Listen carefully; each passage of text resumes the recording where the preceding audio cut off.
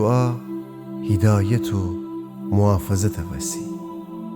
داوود مزمور.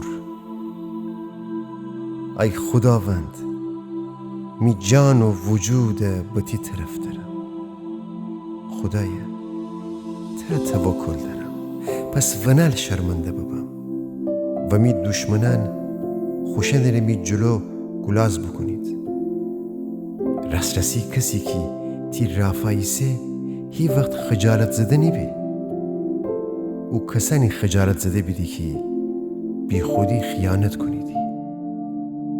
ای خداوند، تی رایان مرا نشان بدن و تی راه و روش مرا یاد بدن. مرا تی راستی درون هدایت بکنو، مرا یاد بدن، چونکه تو می خداییسی که مرا نجات دی. تمام روز تی رفایسم. ای خداوند، تی رحمت و محبت تر جه خاطر نشه، چونکه جه ازل اوشن نهبید. گناهیانیه که جوانی وقت بکودم بخاطر نور و حتیم من نافرمانیانه.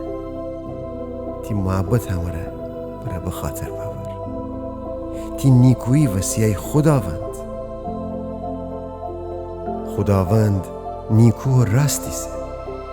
هنه وسیع خورای گمرایان نشان دی.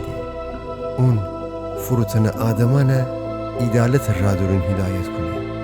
بخور را و روشه اوشن یاد دیه.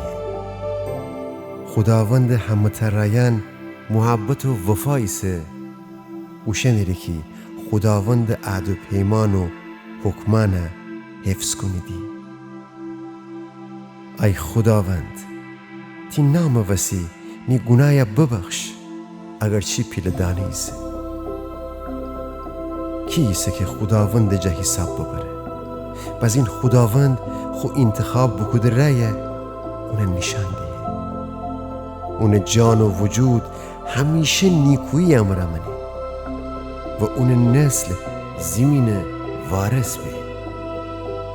خداوند محرم اسرار کسانی ایسه که اونی جا حساب بریده و خو عهد و پیمانه اوشن نشان دیه. این چومان همیشه خداوند فندره، چونکه اونه که می پایه دام جا آزاده کن. ای خداوند، مرا فندر و لطف بکن، چونکه بی کس و ستم بیده ایسم. می دلتنگیان زیاد آوستید. مرا می سختیان جا آزاده کن. می رنج و ستم کشن بیدین و تمام می گناهیان ببخش. می دشمنان بیدین که چقدر زیاد آوستید و چطور خشونت امره می جا کینه دارید. می جانا محافظت بکنو مرا نجات بدن و نل خجالت زده ببم، چیره که ترا پناه آوردم. بابا که می صداقت و درستی می جا محافظت بکنید، چونکه من تی رافایسم. ای خدا، بنی اسرائیل تمام اوشان سختیان جا نجات